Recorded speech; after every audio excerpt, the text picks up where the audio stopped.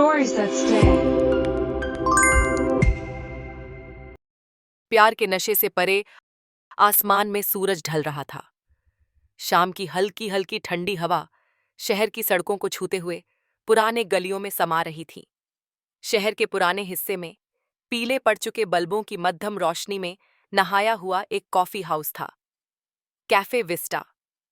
एक ऐसी जगह जहां कहानियां बनती और टूटती थीं।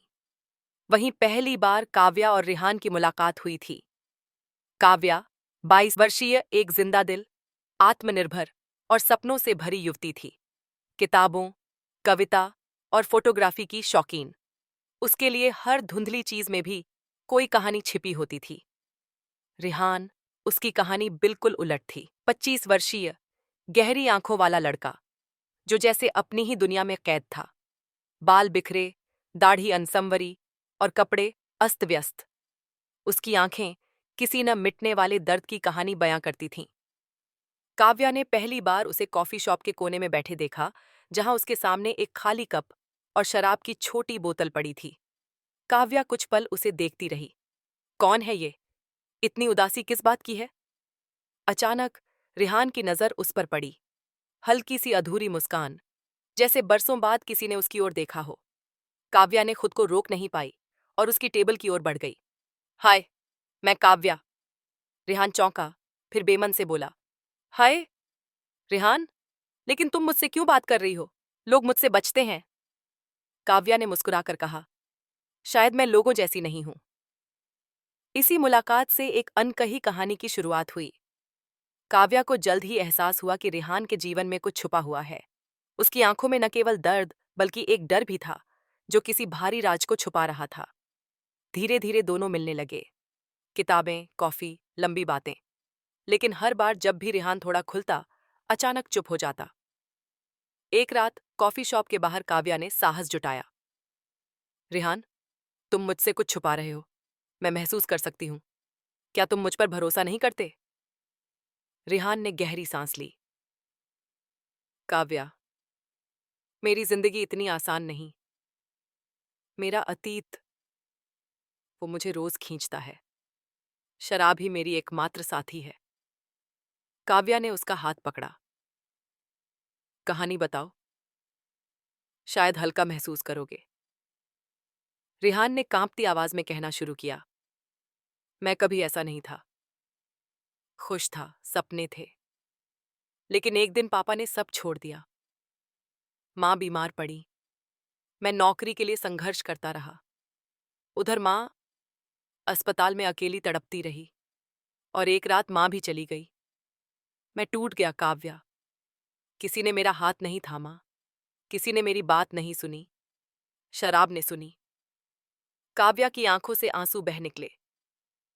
तुम्हें दोबारा जीना सिखाना होगा। मैं तुम्हें इस अंधेरे से बाहर निकालूंगी। कुछ हफ्तों बाद काव्या को एहसास हुआ कि रिहान का पीछा किया जा रहा है। कॉफी हाउस के बाहर अक्सर एक काले हुडी वाला आदमी दिखता।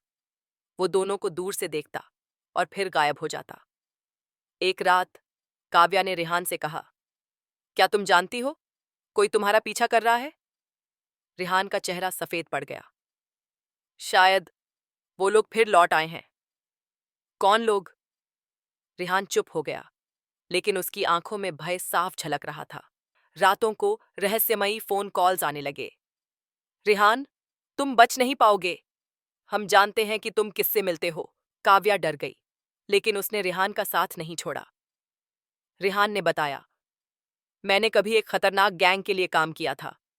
जब माँ का इलाज कराने के पैसे नहीं थे, मैंने गलत रास्ता चुन लिया। लेकिन बाद में मैं निकलना चाहता था। अब वो लोग मुझे और मेरे करीबियों को धमका रहे हैं। काव्या ने निर्णय लिया, रिहान को अब अकेले नहीं लड़ना पड़ेगा। वह एक पुराने पत्रकार मित्र अद्वैत के पास गई। मदद करो अद्वैत, हमें इन लोगों की सच्चाई उजागर करनी है। अद्वैत ने अपने स्रोतों से पता लगाया कि रिहान की जान को असली खतरा था। गैंग का नाम ब्लैक वोल्व्स था, जो अपने गद्दारों को नहीं छोड़ते थे। रिहान ने खुद को मजबूत करना शुरू किया। काव्या उसे रिहैब सेंटर ले गई। हर दिन वो शराब से लड़ता, हर दिन खुद को तोड़ता और फिर जोड़ता। एक रात रिहान को काव्या का कॉल आया। रिहान, जल्दी आओ, वो लोग मेरे घर के बाहर हैं। रेहान बिना कुछ सोचे दौड़ा।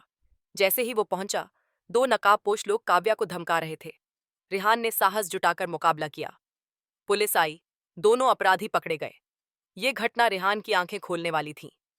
काव्या, अगर उस दिन तुम न होती तो मैं फिर हार जाता। अब मैं दोबारा पीछे नहीं हटूंगा। रेहान ने न केवल शराब छोड़ी, बल्कि अपने अतीत का भी सामना किया। उसने पुलिस को बयान दिया, गैंग के खिलाफ सबूत दिए। 6 महीने बाद कॉफी हाउस में ही रेहान ने घुटनों पर बैठकर काव्या से कहा, तुमने मुझे मेरी जिंदगी वापस दी काव्या। क्या तुम हमेशा मेरा हाथ थामोगी? काव्या की आंखों में आंसू थे। मैंने कब से इस दिन का इंतजार किया है रेहान। काव्या और रेहान की कहानी ने साबित कर दिया कि सच्चा प्यार सिर्फ खूबसूरत लम्हों में नहीं, बल्कि संकट, डर और अंधेरे में भी साथी बनकर खड़े रहने का नाम है। आज वे दोनों दूसरों की मदद करते हैं, जो रेहान जैसी परिस्थितियों में फंसे हैं। काव्या का कहना है, कभी कभी प्यार सिर्फ दिलों को नहीं, बल्कि एक टूटे हुए इंसान को फिर से जिंदा कर सकता है। Please like, share, and subscribe our channel for more interesting stories.